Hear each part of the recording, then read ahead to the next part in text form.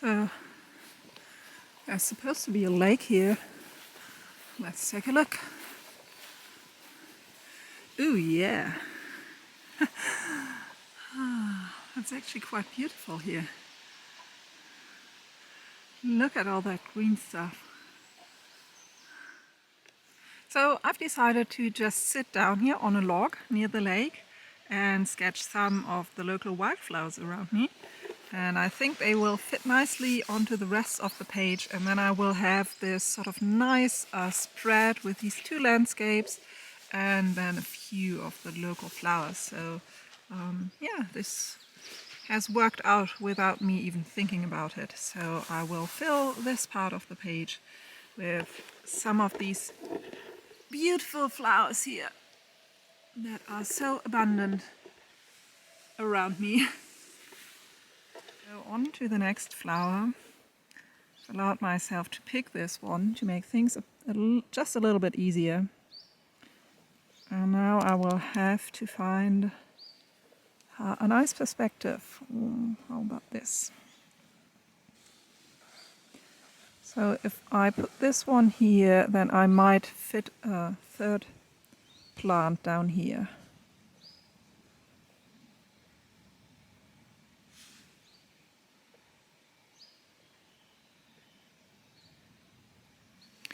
You know what I might actually try?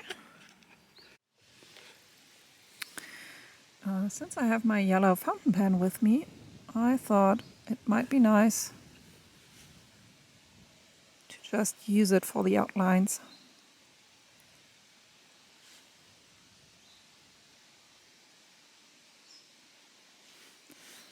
And that way I won't need to erase anything, I won't need to redefine any lines.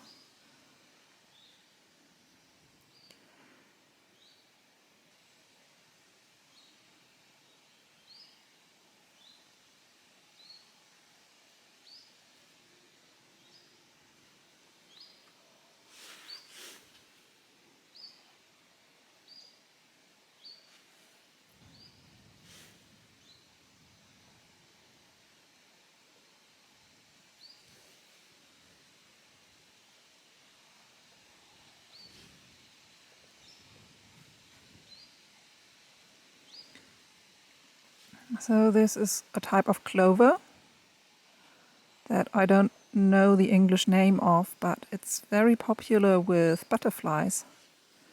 I don't think I will see any butterflies today because of the weather. And fortunately, I also have a green fountain pen.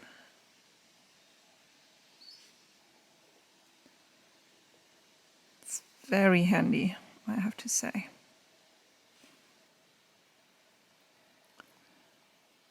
And of course, the big advantage to drawing directly from life is that if you have your subject in front of you, you don't have to pick the flower to do this.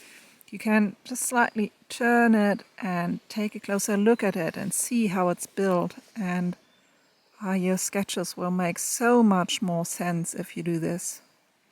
I promise you, it's really worth all the hassle.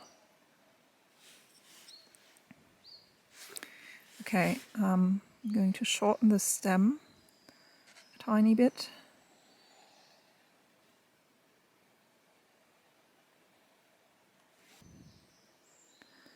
So that I can show the leaf.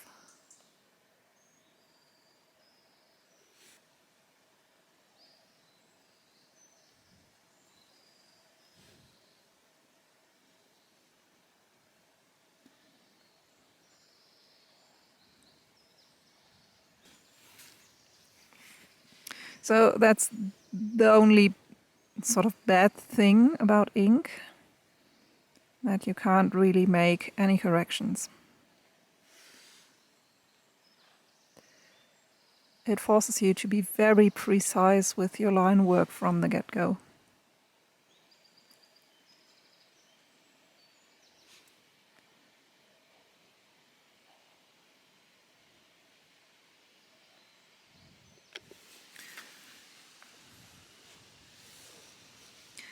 And again here, I don't want to do too much.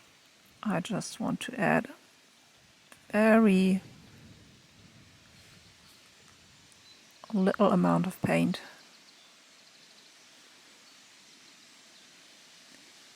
So that I don't overwork this. And the nice thing about this sketch now is that I have really crisp and clear lines. So I don't actually have to do too much. It's like almost like painting by numbers.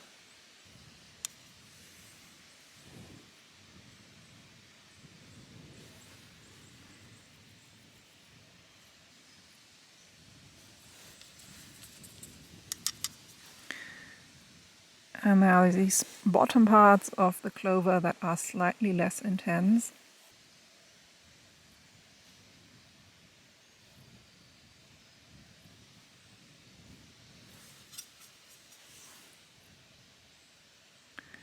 And then these really beautiful golden yellow tops.